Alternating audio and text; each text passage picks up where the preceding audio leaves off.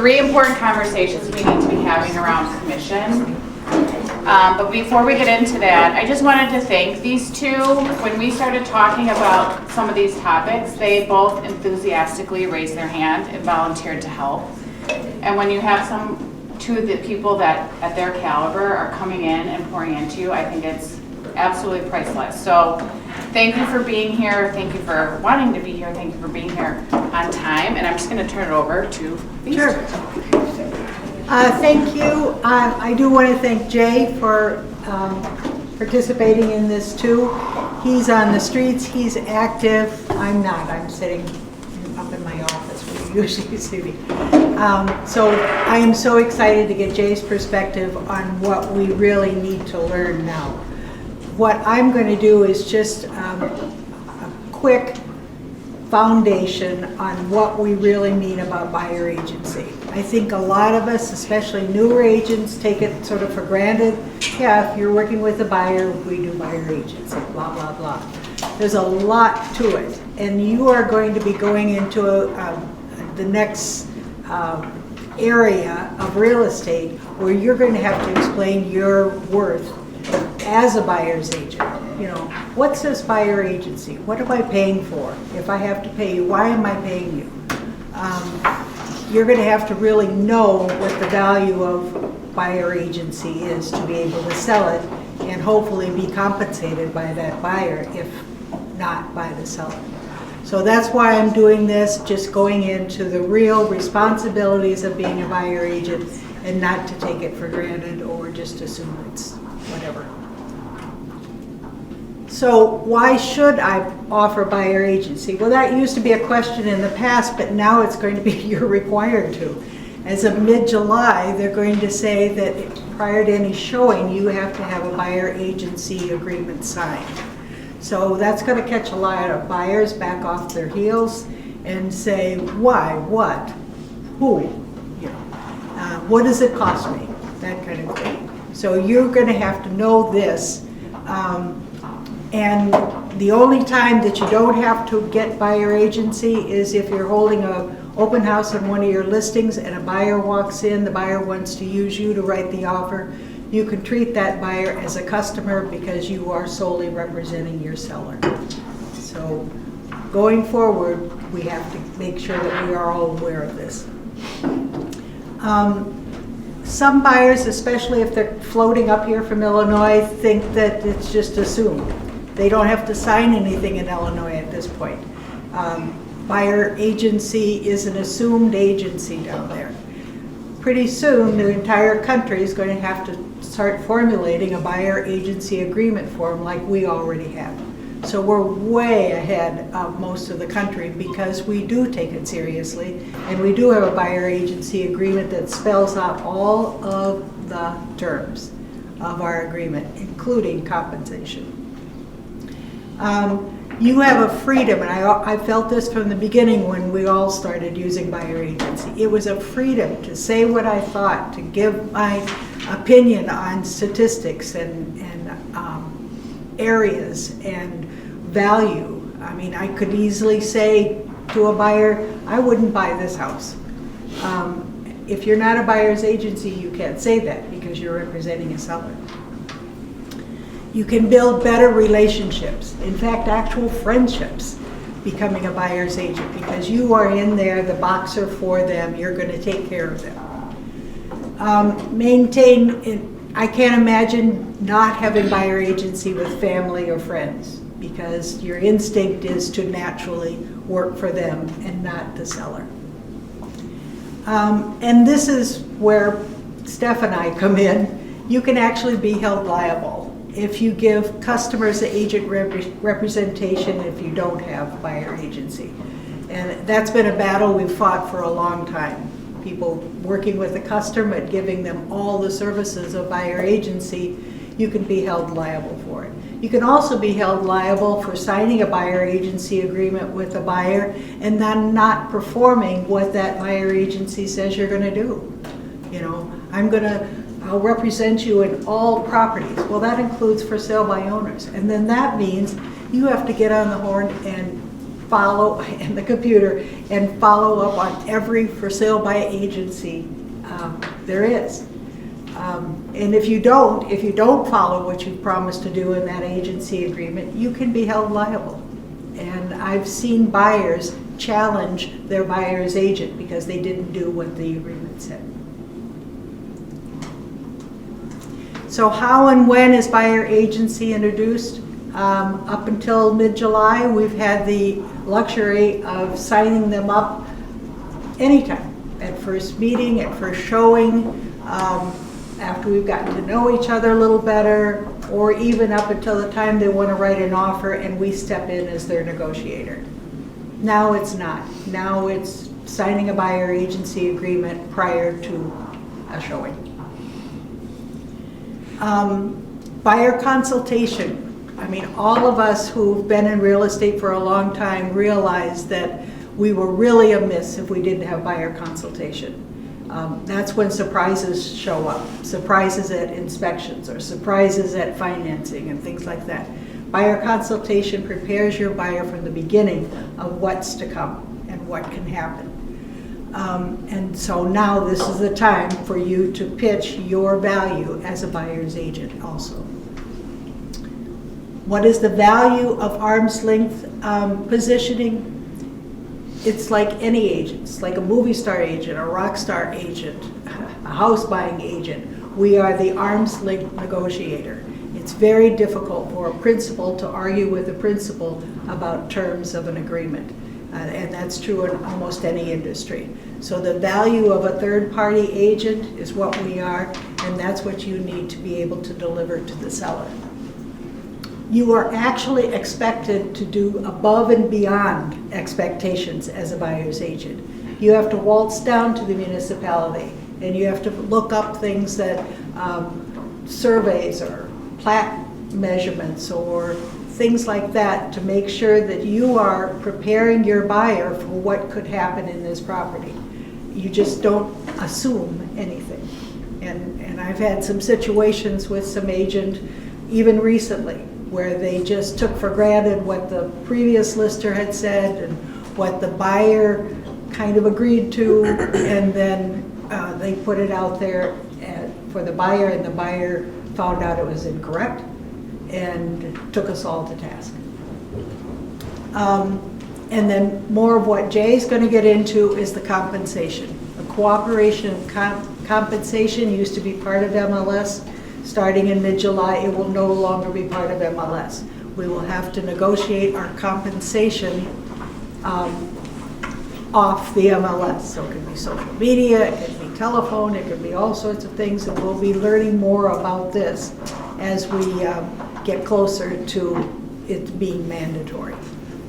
But it's got to be transparent, and if you work with a customer instead of getting buyer agency, and the seller says, I'm not paying any buyer's agent or person, and you're not a buyer's agent, and you're not getting paid, and your buyer isn't going to pay you because you don't have an agreement with the buyer, you can't work for free. It's against your licensing laws. So some of you who have known me for a long time and been in my office and everything recognize this chart. I created it a long time ago, and I keep editing it and making sure. But what it does is list some of the above and beyond expectations that you must do as a buyer's agent. All obviously the things that a sub-agent working with a customer and a buyer's agent can do are checked in both columns. We can all arrange property showings, assist with financing, provide property data, explain forms and agreements, monitor closing, prepare CMA. That's all you can do without buyer agency. But you must have buyer agency, and if you have buyer agency, you must look into providing access to the entire market, listed and for sale by owner, as I said earlier. You are obligated to find all of those things unless you modify your buyer agency agreement. Promote and protect the buyer's best interests. Advise the buyer in the terms of the offer. Why? Because when you sign that agreement, you've gone into a fiduciary contract with that buyer. You have to put his interests above yours. Negotiate. I've said forever, negotiation is your basic value. If you're not a good negotiator, you really don't earn your money. You've got to perfect your skills in negotiating. You've got to go to every training, conference, workshop, anything that you can find from anywhere about how to perfect your negotiation. There are certain skills in good negotiation, and we obviously see it day to day with a lot of agents here. Point out reasons not to buy. Explain the pros and cons of the appraisal, right to cure, title issues, testing. You can't do this if you're working with a customer. Suggest the use of O and R, the addendums O and R, to beef up and prevent the what-ifs that can happen in a contract. Check with the municipality. As I said, go to the municipality, talk to the tax assessor, get the records online, and follow through on all the terms and dates. You are the calendar, you are the reminder of your client. Don't forget this date is coming up, don't forget this date is coming up. And then keep your buyer's position confidential. Of course, both customer and client get that in the state of Wisconsin. So this is right out of our listing contract and our buyer agency contract. It's what you learned when you were getting your license. It's duties to all parties. And as I said, Wisconsin is one of the few states that provide, even if a customer or a client, provide confidentiality. We can't tell our client what we heard from somebody else, or we can't share what we heard from our client to somebody else. So confidentiality, and anything you would expect to be confidential, even if it isn't written on the form, is meant to keep confidential. You are to disclose, if no matter how you're working, on material adverse facts. I've had several calls about this lately. Facts that are material, and is it adverse? Do I have to disclose this? It is your obligation, whether you are working with the buyer or the seller and you see something on a property that is an adverse material fact, it's your duty to, first of all, I would talk to the listing agent, and then if the listing agent doesn't do anything about it and the seller refuses to say anything about it, it's your duty as an agent to get the form from the state and fill out the material adverse fact complaint. And that goes to all parties involved in the transaction. You don't make a lot of friends doing that. It's your duty to safeguard trust funds. I can't tell you how lawyers, real estate lawyers, guard the whole concept of trust funds. We seem to think of, yeah, you put it in the trust fund, you put the earnest money in there. But it is incredibly important to lawyers, to the courts, and to obviously our clients. Present contracts in an objective and unbiased manner, disclose advantages and disadvantages of the proposal. That's something you could do whether you're working with a client or a customer. But if you have a client in a buyer agency, a client in a listing contract, they now become a fiduciary relationship, meaning you put all their interests ahead of your own or anybody else's. So these are the additional duties, and these are what I want you to be clear on. Because when you're telling a buyer why your agreement that's in front of them is important, what services you can provide to them that is worth being compensated for, this is the meat. This is what you want to sell them on. You provide information and advice on real estate matters that affect the transition. And this is where I'm saying, in parentheses, I'm talking. Check with the municipality, prior listing information, verify sources of information. We just had a real fluster up because of that. Provide all material facts affecting the transaction, not just adverse, all material facts. So If you're a customer, you only need to provide adverse material facts. If you're working with your client buyer, you have to provide all material facts affecting the transaction. Check that this is important. Check the seller's record matches the information visual to agents and buyers. What they have on their record has to be in agreement with what you see and what you are aware of, because that is critical. A lot of times, as we've all seen, a record is filled out, no, not available, no, fine. And you look through the house and you go, yeah, there's quite a bit. Negotiate for your client, your highest priority and value to your buyer. Talk to your buyer about what negotiating means. I've always said, if you have children, you're already a little ahead of the game in negotiating, because children right out of the bat know how to negotiate. And that's the kind of thing that you build on those skills and learn how to stand up for your buyer's position. And the fiduciary duty. Now, those of you who were with me when Federated was taken over by Cole Winker, and the president at that time, his name was Doug Ayers, and he had, in my opinion, some of the best training I'd ever had. Just a remarkable man. And he sat us all down because he Cole Winker came in and bought a lot of companies, including Federated at that time. And one thing that he taught that stuck in me, made me a better presenter in a listing presentation and made me a better presenter in a buyer agency presentation, is subliminally what this guy wants. What does the seller really want? He wants the highest equity he can get out of his house. Not the lowest commission, the highest equity he can get out of his house. A seller wants is expecting the transaction to be smooth. Don't bug me. Don't bother me. Don't worry me. You know, I'm hiring you because you're a professional. Take care of it, please. That's what every seller wants.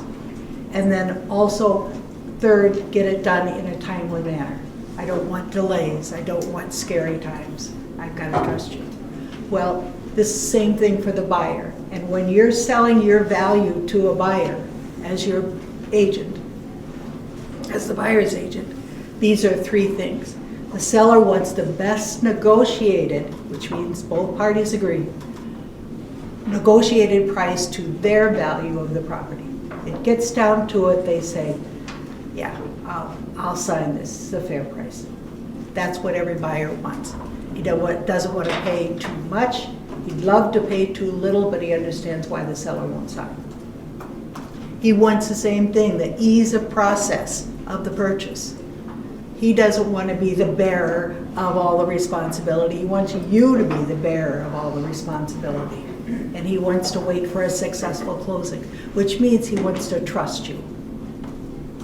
And then same thing, a timely expected closing date. He doesn't want to hear, oh, we've got a delay, will you sign this? Do you want to delay? Do you want to extend? Do you want to cancel? All those things shouldn't come up. This is the buyer's expectation. We set this date for closing, I want to close on that date. That's the end of my in-depth buyer agency foundation.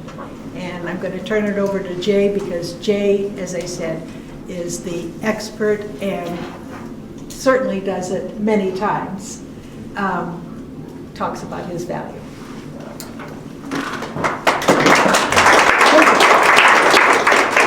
Wonder Woman. Don't forget your phone. Oh, yeah. Invisible mask. Thank you. And I don't have a PowerPoint, so Joan already showed me up.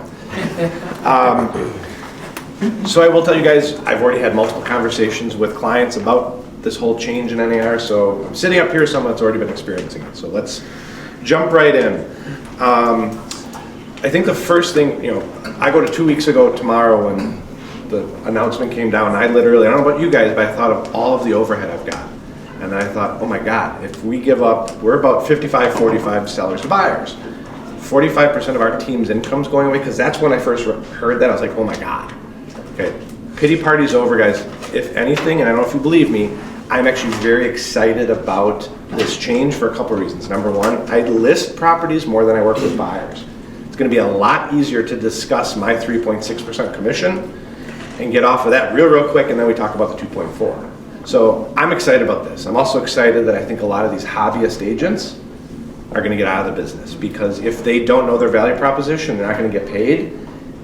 I don't know about you guys, but I'm not doing this for my ego or for anything else other than to make money for myself and my family. So I'm excited about this raising the quality of real estate in the market. So what my team and I have kind of really figured out is there are 3 conversations you're gonna have about your commission, okay? Anybody that's listed more than 10 properties, raise your hand. Okay, how many of you, keep your hand up, how many of you have never been asked to what your commission is and you're willing to reduce it? Y'all leave your hand up, because everybody asks that question. It's a standard question. I'd say probably 75% of the time on a listing appointment, I get, as we're going through the listing contract, okay, we're 6% commission plus a $695 or $695 fee. Keep moving up. Well, do you discount? No. What are the questions you got? Everybody asks. And I would tell you, of everybody that asks, less than half the time do I get the objection brought up a second time. It's the Midwestern way. I'm going to ask about a discount, and if I get it, I do. If I don't, I don't. My favorite is when I go on a listing appointment with Janine. Do you discount your commission? No. Next question. Like, she's just, no, I don't. I don't discount my commission. Now, if as she goes through everything, we come back to commission again. Okay. Now I'm starting to hone in on what my, client's objection is. I don't want to spend a ton of time talking about your value proposition as a listing agent. You should have it pretty much down pat now. That's the one commission conversation I think we all have had, and we're used to having that conversation. I took a quick look. If I would have said to you guys, you can list your house in MLS as a seller and you only have to pay $1,000. If this was some grand announcement, you'd be like, oh my God, I'm never gonna be able to get 3.6% commission. Newsflash, guys, a seller can do that now. They can go to Lake Country flat fee and list their house for a very, very, very low fee. Do me a favor, go into MLS and run Lake Country flat fee 2022 sales versus 2023 sales. And you would think in 2023, where you could put a crack house on the market, it's gonna sell. Sellers would then suddenly discount the value of a full service broker, and they're gonna shift over to a flat fee. I'm just gonna throw it on the market because everything sells. We hear that all the time. The Lake Country flat fees business was actually down, I think, 40% in dollars, 36% in units, 2023 versus 2022. So what it tells me is, in a complex market, sellers go to the expert, okay? So we already know you can hire a real estate agent for a lot less money than what I charge, but the market is going to the professional, going to the expert. So commission, I can give you all the reasons why you want to hire me as your listing agent. I think you guys all have your scripts in place for that. So let's jump to the next 2 conversations about commission, because these, at least for me, are newer conversations that I'm having. So I talk to my seller and we say, 6% commission. Now let's talk about what you choose to offer to the buyer's agent as part of that, because you have full autonomy to do what you want. And I'll use an example. Molly on our team, literally the Monday morning after the announcement, had a listing contract out for signature. Her seller's uber smart, big dog at Baird, text her back, said, I'm not signing, call me, I don't want to offer commission. Sweet, Molly got baptism by fire. Fast forward to the end of the story, Molly listed at 6% plus $695 and a 2.4% co-broke. We've had multiple conversations on our team with our sellers, and not one time have we discounted the value of the buyer's agent. We'll talk about that. But that's now the second conversation you need to have, is you've established what you charge, and why do I want to offer that buyer's agent commission, or why do you, Mr. and Mrs. Seller? What I will tell you, be very, very careful. When I first started working on this, my script always went back to, well, you don't want to have that agent not want to show your property. Time out. That is not the case, guys. That is steering, and it's illegal as a licensed agent. So now what you're telling your seller is, well, we got a bunch of illegal law, we got some shady agents out there. That's not the case. Do not share that. Do not say that that agent is not going to show your property. We all know, we do. I grit my teeth when it's a 2% co-broke on a $300,000 property. Pisses me off. Do I show it? Absolutely, it's my job. So what I want to do, Mr. and Mrs. Seller, is demonstrate to you why you want the best offer of compensation you're willing to offer them. And here's the deal. I'm going to use an example, Mr. and Mrs. Buyer, or Mr. and Mrs. Seller. We go through a home inspection, and your roof is shot. It's a $20,000 roof. Every seller goes, I'll just discount the price, 20 grand, and they can take care of it after closing. Guess how many times a buyer agrees to that? Very limited. And why is that, Mr. and Mrs. Seller? Because you reduce your price by 20 grand, that's going to save you about 150 bucks a month in a mortgage payment. That buyer now has to, after closing, write out a check for $20,000. Which one hurts more? Writing out that check after. A buyer is much more willing to put as much into the offer, or much into the offer and their loan as possible. It's the American way. Let's finance it over 30 years. There's a reason why you don't put personal property in, because you don't want to finance that over 30 years. But Mr. and Mrs. Seller, as soon as you reduce the buyer's agent offering of commission, you're going to do two things. Number one, you're going to make the buyer have to decide where they're going to put their money, and quite frankly, writing a check out to their buyer's agent outside of the closing is more painful than rolling it into the mortgage. The other thing it's going to do is it's going to limit the number of buyers that are walking through your door.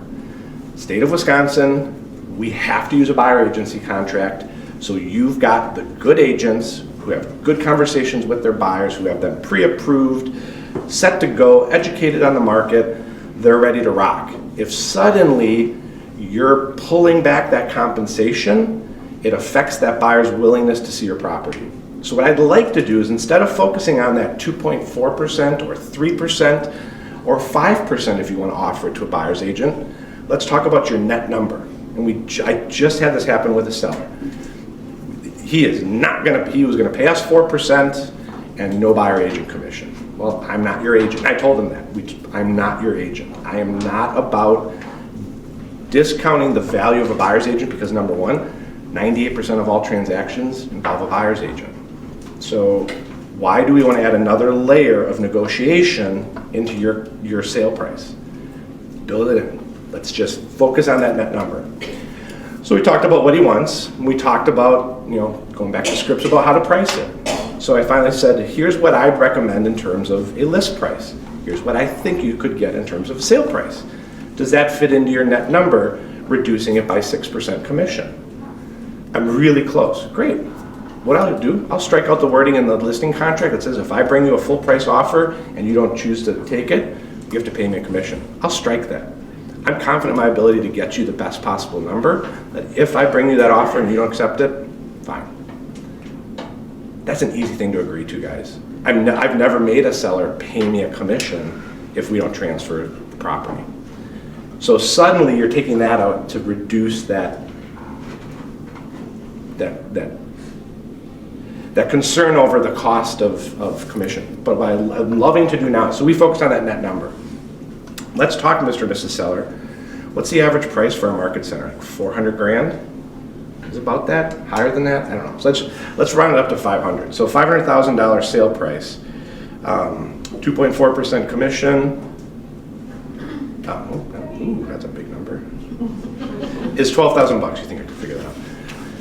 I want to show you, Mr. and Mrs. Seller, $500,000, how easily it's going to be for you to lose $12,000 through a bad home inspection, through accepting the wrong offer and not closing and having to go back to market. Show them all the ways that you are very easily going to give up $12,000 if you don't cast the widest net to get the best pool of buyers.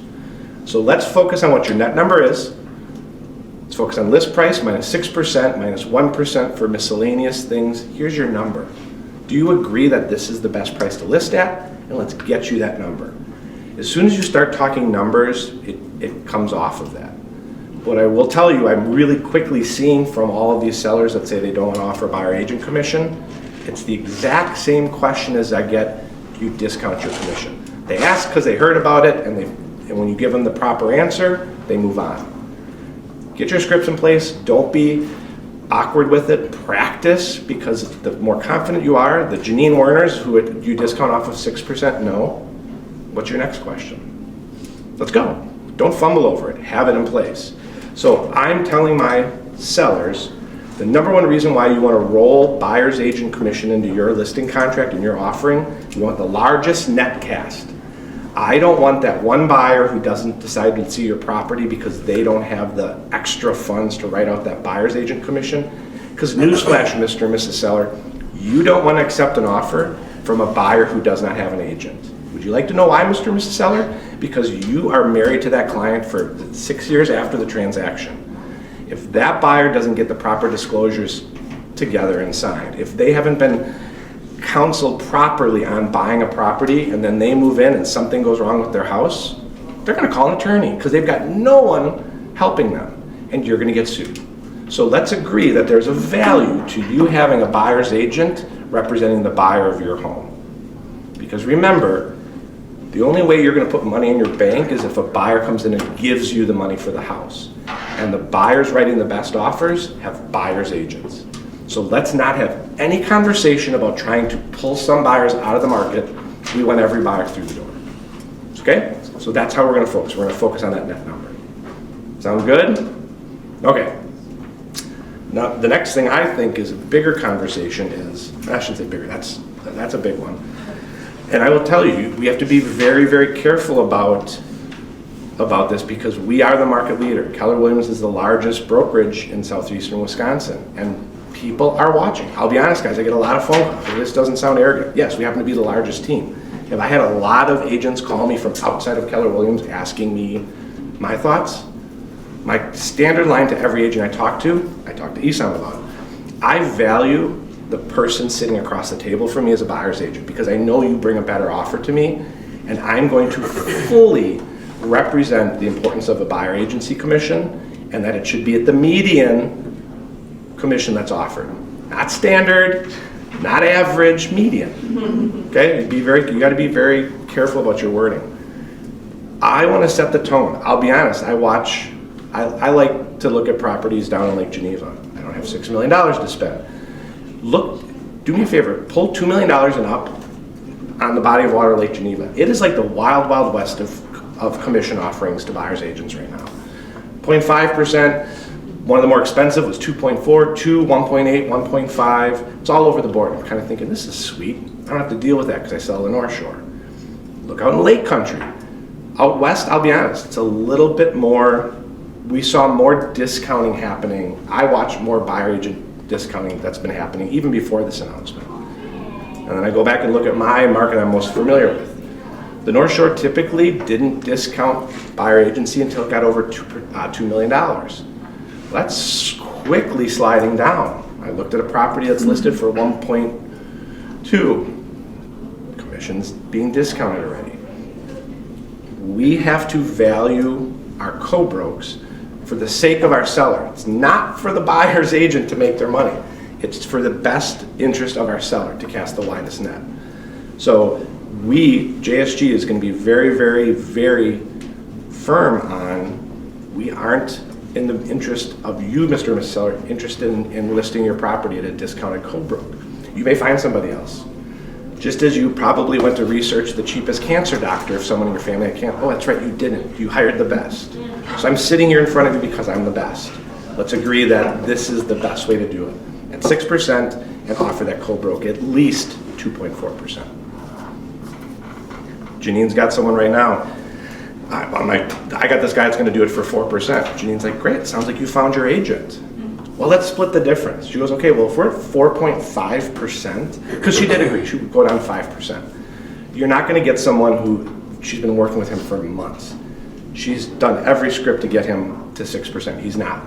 100% of 0 is 0. So Janine at least knows, okay, I'm going to get 5%. So now he wants to split the difference. And she goes, well, Mr. Seller, I don't work for less than 2.6%. So you'd have to discount the buyer's agent commission. I guess he doesn't care. Sure, perfect. But I'm not your agent. I don't want to represent sellers who are doing that because it doesn't benefit you. And she explained all the reasons. And he's going to think about it. I really do want to encourage you guys. It's so easy. It is so easy when you're not talented in your scripts and dialogues to quickly give up the co-broke commission. It's so easy.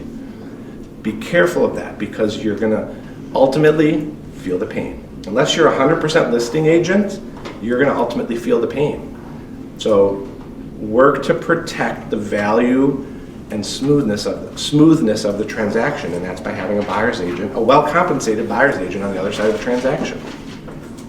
Any other questions about that dialogue with offering a buyer's co-broke? Okay. Do you ever talk about if your seller is also going to be buying with you? Do you ever kind of reverse the equation and make it relevant to them as a buyer to help kind of drive that point home? Like when you're looking? What's interesting, I personally haven't had that exchange yet. Yeah. But it's going to be, yes, it's going to come up quite a bit. So yeah, I would just always go back to writing a check outside of closing or outside of that 30-year mortgage is a painful check to write. So let's get it in to the offer to purchase, into the 30-year mortgage, because that buyer is more willing to spend more. 20 grand more on an offer to purchase, which is being directed by a buyer's agent. Buyer's agent's the one that's telling these buyers what contingencies to waive or what cushion to put in terms of inspection or appraisal or all those things. Mr. and Mrs. Seller, you want the best buyer with the best agent giving you your offer. You do not want some amateur agent or some buyer representing themselves writing an offer. It benefits you. So let's just focus on the net number, and that's how it's gonna benefit you. All right? Then the next conversation, which I've never really had to have. I've also the bad agent that a lot of times my statement to my buyers typically is, hey, listen, we're dating. I want to show you what I can do for you. We're gonna meet, we're gonna talk, we're gonna have a buyer consultation. I do not go out and show properties without a buyer consult, because obviously one of my questions is, number one, are they pre-approved or do they have cash? Because if neither of those two things exist, let's get that first thing done. And then the second part of my consult is to understand their motivation level. This is not a market to be wasting time showing a moderately motivated buyer, because well, it's listed for 300. There's 17 million offers on the property. What would you like to offer? Well, can we go 10 under? Well, no. Why did I just drive all over God's creation? I digress.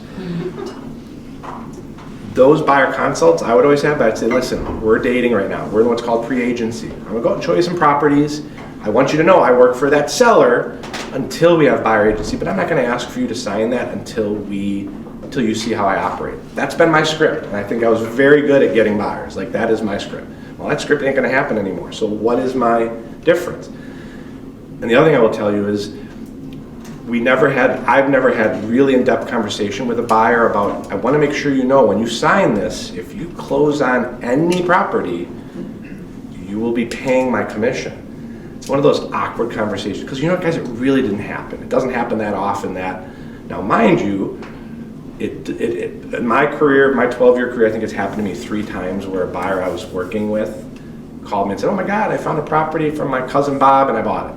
Happens. I'm not going to do that anymore. I'm going to be much more scripted in my conversations with my buyers when I sign, because I do believe weak agents out there who offer a discounted or no co-broke or whatever it is going to happen for a while. And I want my buyers to know that if you sign this contract with me and you buy a house in the next year, I'm owed commission, because, and now this is my script, here's what I'm going to offer you as a buyer's agent. And you ask most, what do you think I'm going to be doing for you? Well, you're going to show me property. Right, but if you think my job in signing this contract is to be a doorman and a cruise director, let me show you really what I do. That's the easiest part. Let me show you all the things I do. I am an educator, a counselor, and a negotiator. I have expertise in all of that area, and that's why you're hiring me. Period, end of story. It's not my first rodeo. I'm on the #1 team and the #1 brokerage in the state of Wisconsin. We know what we're doing. Now, again, I slip into my scripts being on a team, Luckily for everybody sitting in the room, if you're an individual agent, oh cool, you just happen to be with Keller Williams, who's leading the market in southeastern Wisconsin. So in a tight market, you want the best brokerage representing you. Yeah. Are you putting what you offer, breaking it down in the buyer's agency? Are you bullet pointing those items? We have it, and I'll be fully transparent. Buyer agency's been lazy. You know, here's a form, it's fully negotiable, blah, blah, blah, all that. You buy a property, and I'm not involved, you'd owe me a commission, barely even talked about that. I'm going to hammer that point down. Like, I'm going to sit here, okay, John, I'm super excited, we're ready to sign. I want to make sure you remember, by signing this, my job is not to open doors for you, it's to educate you on the market. That's my first job, because when that dream house comes up, there's 10 other dreamers that have that same dream. So I've got to educate you so you feel good about the terms you write. So really, my job is to educate you in the coming days and weeks.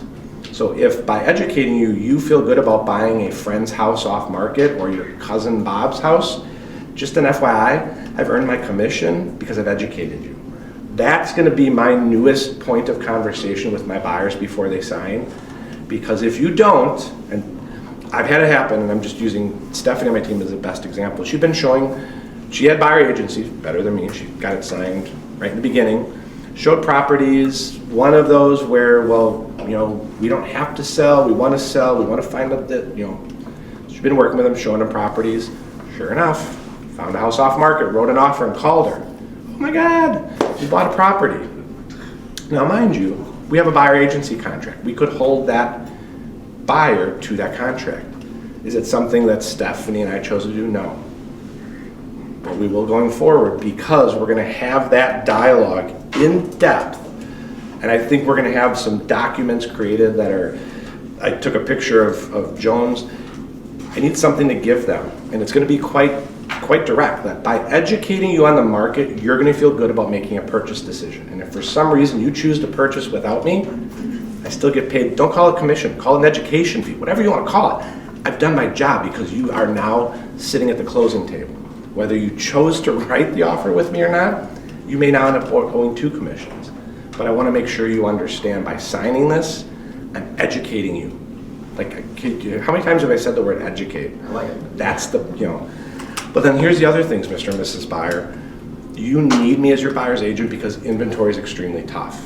I happen to be out of the Keller Williams Milwaukee office.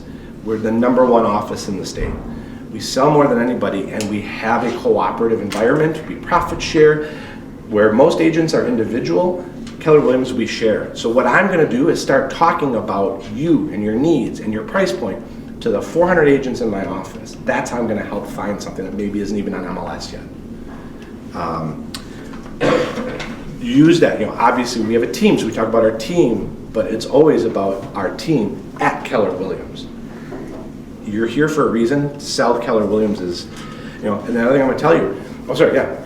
When you are, your buyer consultation might be a little bit different, but there's obviously an educational component in your buyer consultation. So are you pulling that back maybe a little bit and not giving all your tips and tricks before they sign your agent? Because they're still shopping. Yeah, we have a beautiful buyer presentation.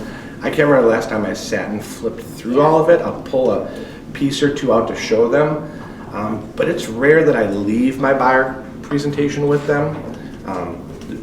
Let's be honest, if I'm sitting down at the table, I met them at an open house, or I got referred to them through someone, so we're more conversational to get, really understand what they want. My buyer consult is a lot more of them having the ability to talk about themselves and their wants and their needs. Like, who doesn't like to talk about themselves? Like, let's go. But I think, demonstrating to them what is the buyer pain right now? Lack of inventory. So suddenly you're hiring me, I'm in the #1 office in the state. Wow, okay, I got some reach. But here's the other things I'm going to do for you, Mr. and Mrs. Buyer. Is there anybody, there's plenty of people in the room that sell the North Shore. My favorite line I tell my buyers, if there's a dumpster on a street in Whitefish Bay or Shorewood, I stop and I read the permit. You know why? Because they have to put the reason why the permit is on there. And a lot of times it says moving. I write down that address and I put a letter in the mail. If I really want that house, I'll go damn knock on that door. as soon as I tell that story to that buyer, they're like, oh my God, you'll do that? I said, listen, you drive around town, if you see a house you like, tell me. I will go knock on that door. There are things that I will do for you that the average agent does not, and that's how I got to be where I'm at. I will hustle for you, Mr. and Mrs. Buyer. So I really am focusing my time on the pain right now of lack of inventory. I can solve that pain for you. I can fix that pain for you because I'm with Keller Williams and we got a lot of reach. I can also fix it for you because I got hustle that the average agent doesn't. My other favorite line is, have you sat down and talked to any other agent other than ones that you met at open houses? No, nobody's asked to meet with me. Nobody cares to really dig in with you and understand your goals and your needs so that I can better execute. You get why it's important that we're sitting here. I've never not had someone signed by our agency with me after that direct of a conversation. The other thing, meeting real buyers. You're the area expert, hit on that. The other things I offer as a buyer's agent, I have the best, broadest lender base out there. Whether you need a specific type of loan or based on the house you're buying, I may recommend one lender versus the other. I have the lenders that get you great results, great closing costs, and quite frankly, any of these lenders, when you call them and say you're working with Jay, they'll offer you a discount on your closing costs. Okay? Yeah. Can I ask you a question? Yeah. Oh, yeah, anybody can ask at any I time. don't want to put you on the spot, but we're starting to see listing agents offering commissions less than the 2.4%. I believe that's going to happen, right? We want to do our best to offer the 2.4 as a listing agent in this world, but when we're working with someone who doesn't have that, the negotiation then turns to the buyer's agent to then negotiate their commission with either their buyer or with the seller. What would that conversation sound like if you were having it and you were writing on a property where maybe they were only offering you 1.2? What are you saying to that listing agent or to your buyer? Or have you already had that conversation? What we're doing right now, when I see listings out there that are offered less, I'm listing a condo on the east side, and there is one agent that has 2 listings in that building, and both buyer agent co-brokes are less than 2.4, and they're not even the same amount. Hey, Bob, the listing agent, help me understand the conversation you had. I see both of your listings are offering less.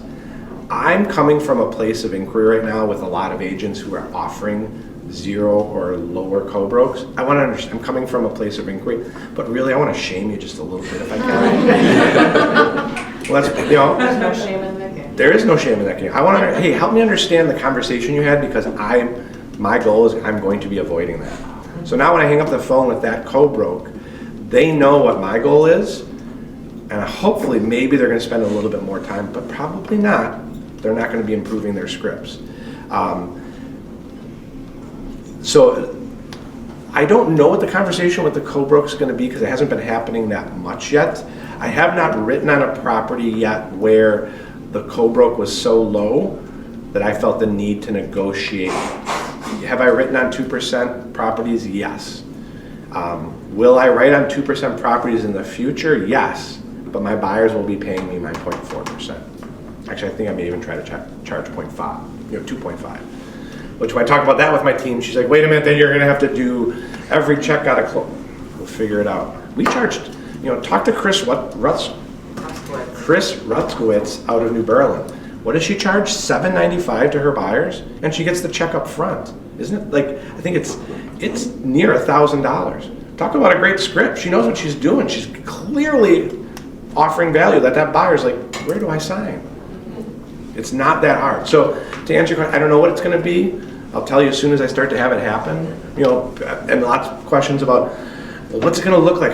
I don't know. I don't know how they're going to advertise commissions. It sounds to me like nobody with a brain in their head thought 3 months ahead of time. But I do have faith in Joan. I have faith in the WRA and the GMAR to create a policy for us. So tell me how to do it and I'll do it. Roll out aligned showings, it blows, I'll get through it. You know what I mean? Just stop focusing on what's going to be or how we're going to do it. It's going to happen, we'll be ready. That's the best way to put it. Some of the other things that I tell my buyers, I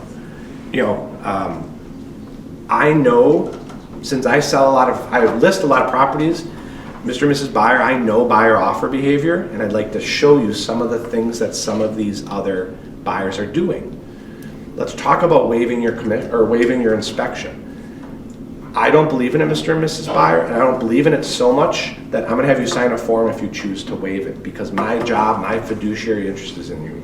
So, yes, it sounds on paper like if I can waive this, I can get this house. Do you have 20 grand for a bad roof, burning a hole in your checking account? Those are the conversations we're gonna have. But I know the other things. Like, did you know you could pay for more of the seller's closing costs? It's not just price, because at some point you start to worry about appraisal. So there are things we can put in our offer, Mr. and Mrs. Buyer, that doesn't raise the purchase price, but the sellers feel better and better about accepting your offer. You could offer to give them a credit to pay the commissions for everybody. You could offer to pay the taxes for the entire year. There are things we can do to improve the seller's net number without just raising purchase price. Because at some point, I will tell you, your price is gonna be so high that the seller's gonna look at that going, well, this is not gonna appraise. So there are many things I can do for you, Mr. and Mrs. Buyer, and we'll talk about that when we get to that point. The other thing I do tell you, sorry, I'm all over the board right now. What I will tell you is, on my buyer consult, I say, we're gonna go out and look at properties first day. I call it shotgun day, where you're slip-on shoes, and at the end of the day, we're gonna write an offer on one of those properties. And they look at me like, oh, you're not buying it. But what we're gonna do at the end of the first day of showings, you guys have to tell me which one you would buy for 2 reasons. Number one, I wanna see if you guys are on the same page. I wanna learn what's important to you. But then number two, I want to get you comfortable with the offer to purchase. We give a blank copy of the offer to purchase. You know how many times they read it? Never. So what we're gonna do, we're gonna write an offer to purchase, Mr. and Mrs. Buyer, because I want you to understand all of the fill in the blanks that we're gonna fill in, so that when you find your dream house and you're already thinking about you're gonna decorate and do and renovate and all that, you're half listening to the things I'm telling you that we're putting into this legally binding contract. So let's talk about it up front, so we better understand what contingencies we're gonna review in the heat of the moment. Because it also may be, I've written offer to purchase on the hood of my car. I've stood in a house and written it and waited for the sellers to come home and present it to them with their agent. Like, this moves fast, so let's make sure we get comfortable. Again, my job's to educate you. I'm not here to unlock doors and show you around the city. I'm your educator. Expert negotiator, again, show them how you've negotiated great deals for a client. And if you haven't, if you're brand new, talk to a seasoned agent. How'd you get your deal approved? Our team on a Monday, it was several weeks ago, we talked that we were having an issue with a whole lot of cameras from buyers, and then we were having an issue where really good offers weren't getting accepted. And we had come to find out, going from a pre-approval letter to a pre-qualified letter and blasting that, pounding it into that listing agent's head was really important. Shockingly, next week we got offers accepted. So we as a team get together and share our pains and our wins. You guys get it every Tuesday at Keller Williams at the team meeting. So those things you should be able to tell your buyer in your buyer consult, hey, here's some of the things that we can do for you. These are things that have been proven successful. And then the other thing I want to tell you, Mr. and Mrs. Seller, or Mr. and Mrs. Buyer, you guys have a full-time job, you have kids, careers, all of those things. I don't think you want to spend the next couple of weeks chasing down the proper disclosures, title work, liens, encumbrances. There's a whole boatload of things. The most fun part of the transaction, don't worry, we'll handle. But if you don't get it handled, it can really come back and bite you in the tail. So that's my job for you. We're going to handle your escrow money. It's all covered by the brokerage. Some of these things, you start to keep talking and talking and talking about all the things you do, they kind of gloss over. And as soon as they've glossed over, then you kind of go, so you get it. Like, there's a lot of stuff I'm doing for you, right? Okay, ready to sign? Let's go. But we're going to have in-depth conversations about 2 things. Number one, I don't work for free. And I want to make sure I don't take and this is the same conversation I have with my sellers. I haven't had it this in depth with buyers because buyer agency has been really easy breezy. I don't work for free, and I really want you to appreciate all the things I'm going to do for you, so that if and when the situation arises where we've got a low co-broke being offered, that you realize that I don't work for free and I will be paid through either you and or the seller, and on any property. And I will use the example that happened to me. A buyer of mine wrote on a family member's house, and of course I didn't charge him a commission because I didn't know my value back then, I was new. Mr. and Mrs. Buyer, I'm not a doorman, I'm an educator. I'm gonna educate you on the market, so if you buy a house, it's because I've educated you. I'm owed that commission. Do you agree with that? Yeah. Have that conversation, have a document that recaps all the things that you're gonna do and what you expect in return. Because guys, it's going to happen. It's gonna happen a lot more frequently that suddenly, gee, we want this house so bad, but there's no code rate being offered. Do you have the 2.4% you're able to write a check out to me?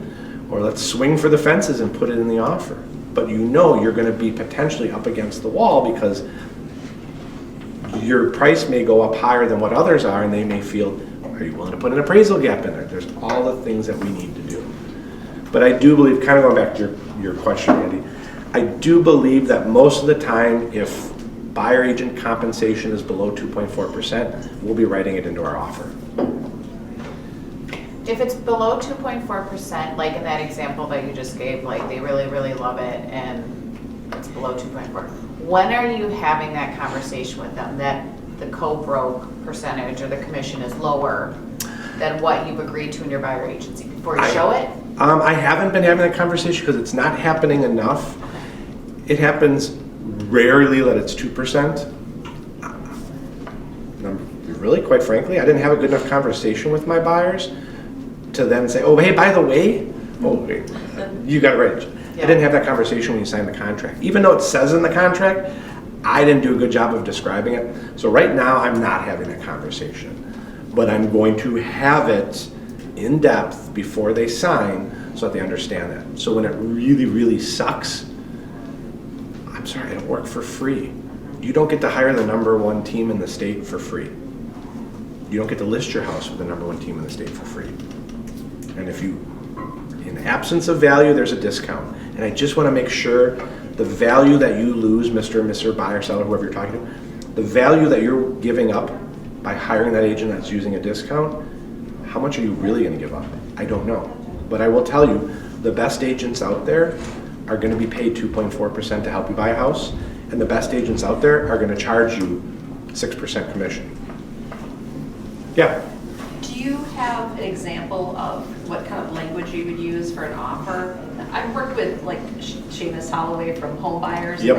I remember, it's been a long time, but they had like a separate document about the commission. Is there some standard language that we should use? Yes, I'm sure there is. Again, I'm out of practice because I haven't had to put it in there. I'm sure we will be getting some We great. do, and I have a copy of it from WRA. Offer to purchase is between the buyer and the seller, not between the agent and the seller. So the agent cannot ask for compensation in the offer because now the agent's talking to the seller.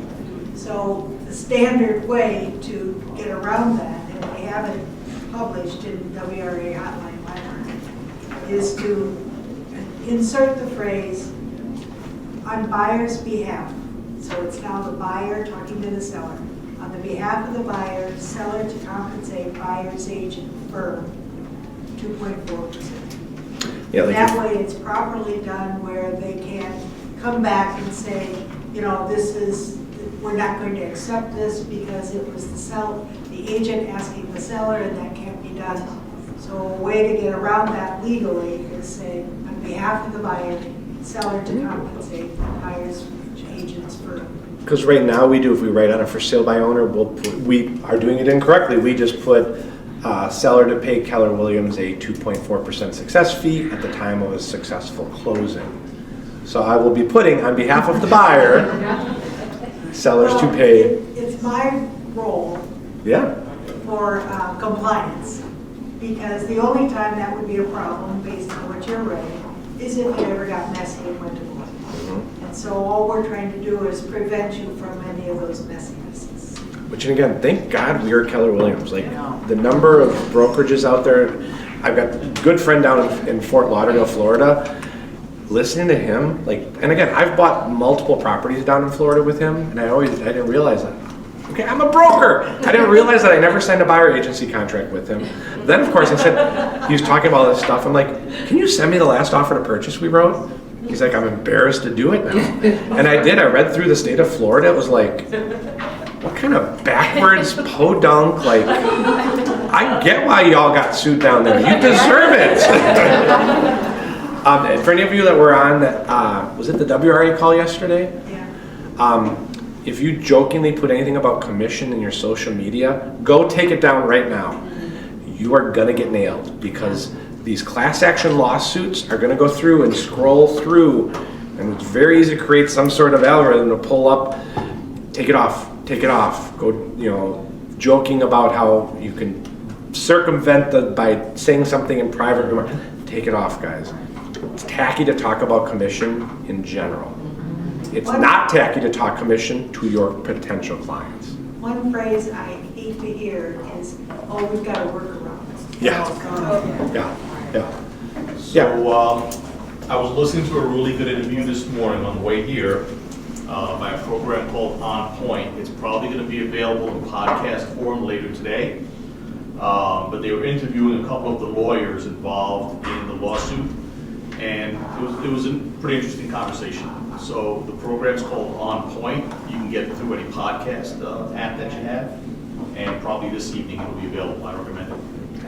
And there's things to get yourself educated on, but I will also tell you that 48 hours after, you know, when that announcement came out on Friday, for that next 48 hours, it was a dark place for me. I went into the rabbit hole of listening, and I do believe there's education to be had, but I will also tell you, if they don't conduct real estate in the state of Wisconsin, ignore them. Honest to God, it sounds ignorant to say that, ignore them. Focus on what comes out from the WRA, the GMAR, and more importantly, focus on what's coming from your leadership at KW, because that was part of it. Like, I was listening to all this stuff and I was like, oh my God, and it's like, well, no, wait, we do all this. Like, and that's when you listen to it yesterday, we've had a buyer agency contract that we were mandated to use for the last 15 plus years. We're all protected. We're also at a brokerage that settled the NAR. We're protected.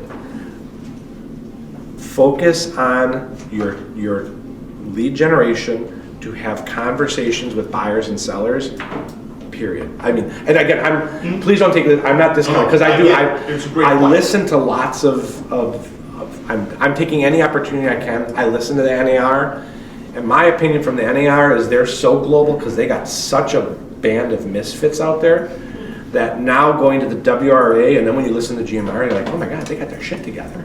Like, I feel good about where we're at. So, you know, I would tell you, stay hyper focused on your activities, which is lead generate, and get your scripts and dialogues in place to have conversations about commission in a much more in-depth and meaningful way. Again, I sell a lot of real estate. I've been doing this for 12 years. I'm very good at defending my listing commission, and I'm not skilled on the other two commission conversations because I frankly really should have been having them with the buyer agency contract, but got lazy.